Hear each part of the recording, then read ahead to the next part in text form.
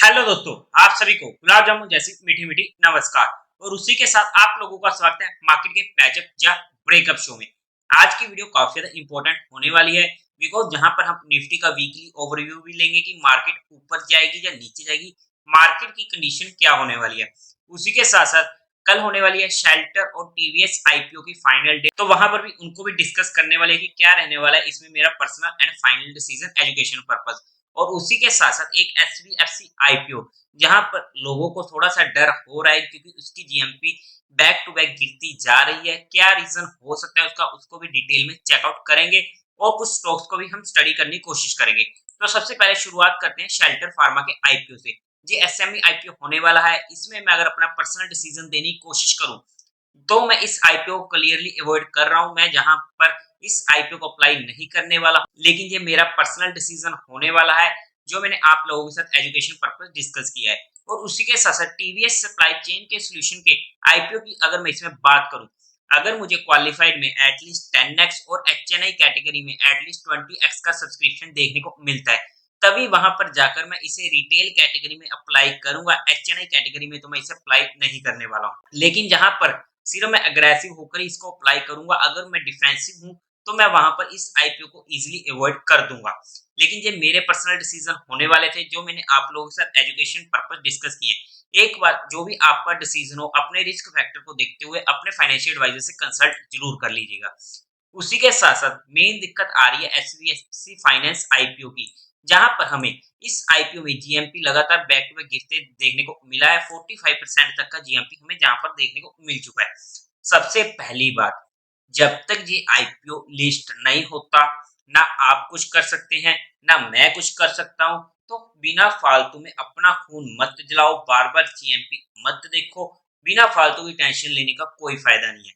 देखो, जीएमपी चाहे कुछ भी चल रहा हो, जहां पर ना तो मैं पॉजिटिव हो रहा हूं ना मैं नेगेटिव हो रहा हूं, मैं सिंपल से एक सिचुएशन बता रहा हूं किसी भी आईपीओ में, कि हमें कभी भी बिना फालतू में पैनिक नहीं करना चाहिए। पैनिक करने का मतलब तब होता है कि वहां पर अगर हम कुछ कर सकते हो, लेकिन जब हम वहां पर कुछ कर ही नहीं सकते, जब तक ये आईपीओ लिस्ट नहीं होता है, तो वहां पे तब तक हम अपने वीकेंड को भी खराब कर रहे हैं, अपनी हेल्थ कंडीशन को भी बिगाड़ रहे हैं। इससे अच्छा है अपने आप को खुश रखो, अपनी फैमिली के साथ थोड़ा टाइम अच्छा व्यतीत करो, आपको काफी अच्छा लगेगा। जीएमपी डाउन होने का रीजन की अगर मैं बात करूं, देखो एग्जैक्ट रीजन कोई भी नहीं बता सकता है। कुछ लोग कह रहे हैं कि ग्रे मार्केट में ही जो बड़े बड़े लोग होते हैं वही इसके प्रीमियम को कम कर रहे हैं। देखो, होने को कुछ भी हो सकता है, मैं ये नहीं कह रहा कि वो लोग गलत बोल रहे हैं, होने को ये भी हो सकता है।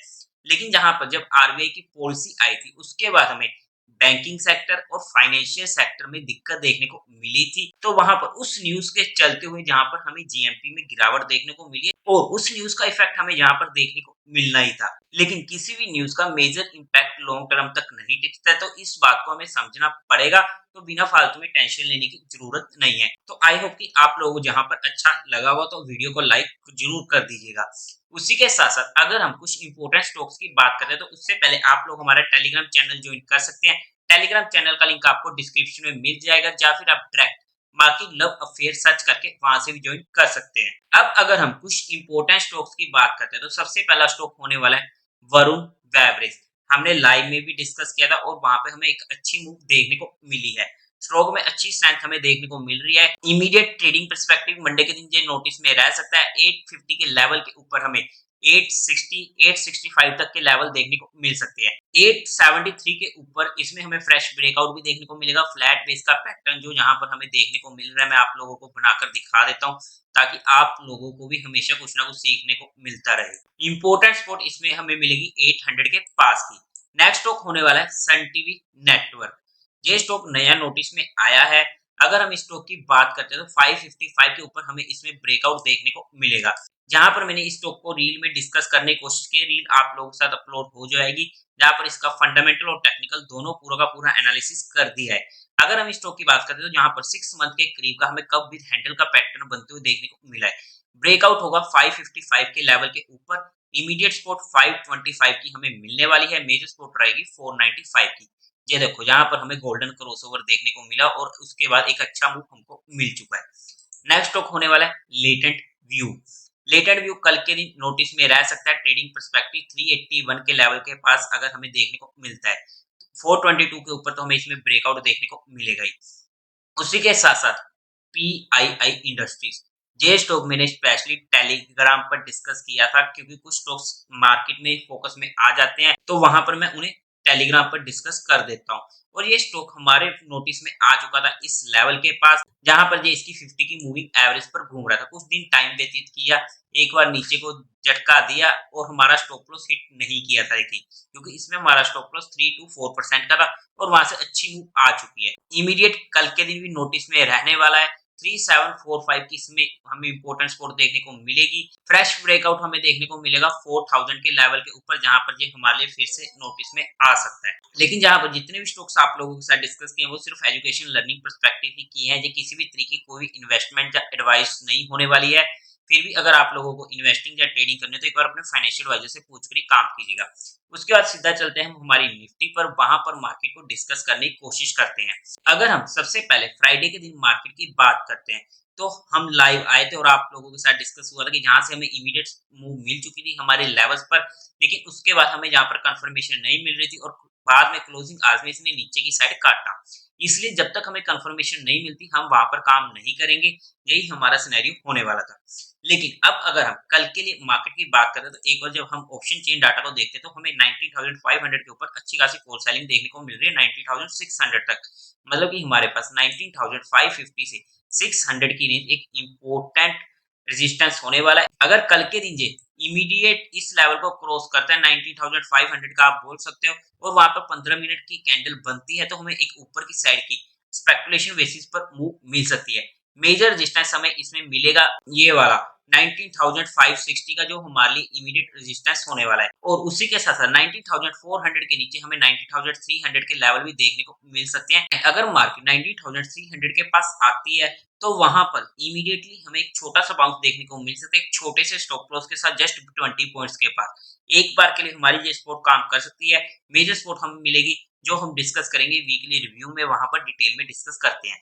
उससे पहले अगर हम फिन निफ्टी की बात कर लेते हैं क्योंकि कल के दिन होने वाली है फिन निफ्टी की एक्सपायरी। अगर मैं फिन निफ्टी की बात करूं, बैंकिंग और फिन निफ्टी में हमें मेजर दिक्कत देखने को मिली है आरबीआई की पॉलिसी के बाद। अगर मैं इसमें इंपोर्टेंट सपोर्ट की बात करूं तो 90,600 हमें इमीडिएट सपोर्ट देखने को मिल रही है। ऑप्शन चेन को एनालिसिस करने की कोशिश करते हैं तो नीचे की साइड हमें इतने ज्यादा पुट सेलर देखने को नहीं मिल रहे हैं। कल मार्केट के अपडेट होने के बाद हमें कुछ पता लगेगा। 90,900 पर हमें एक अच्छे कॉल सेलर देखने को मिल रहे हैं।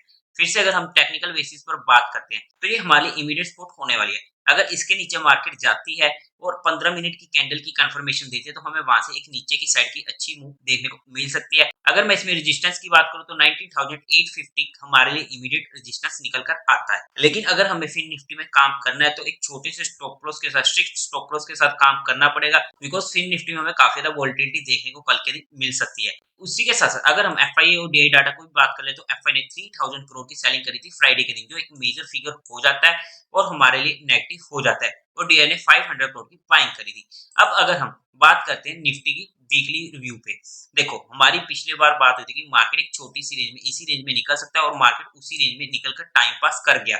लेकिन अभी तक हमें mid cap, small cap, broader market में इतनी दिक्कत देखने को नहीं मिली है।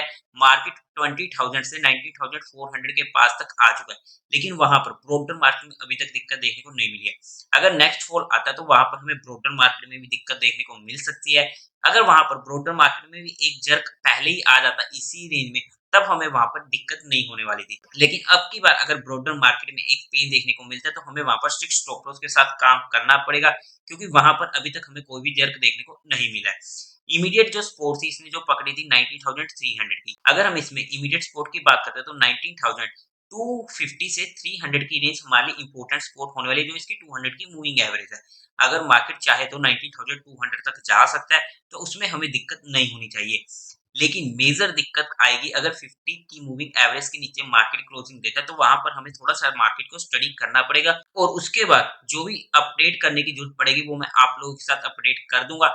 लेकिन अभी भी जब तक मार्केट 18,900 के ऊपर है, जो इसका जो फ्रेश ब्रेकआउट था जहां पर निफ्टी लाइफ टाइम हाई को क्रॉस किया था, तब तक हमें घबराने की दिक्कत नहीं है कि मार्केट का मूड माहौल बिगड़ रहा है या कुछ भी।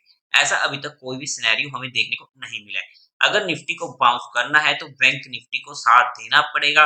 बैंक निफ्टी में अगर मैं इमीडिएट सपोर्ट की बात करूं तो वो हमें मिलेगी 43,400 के पास, जो इसके लिए इमीडिएट सपोर्ट का काम करने वाली है। मेजर सपोर्ट हमें मिलेगी 42,500 की रेंज, जो इसकी 200 की मूविंग एवरेज होने वाली है।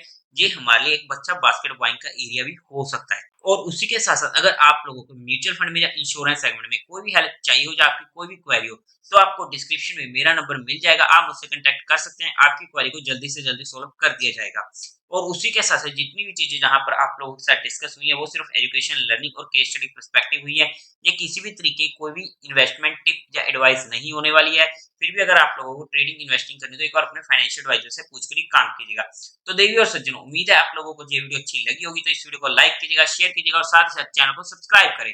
हर हर महादेव।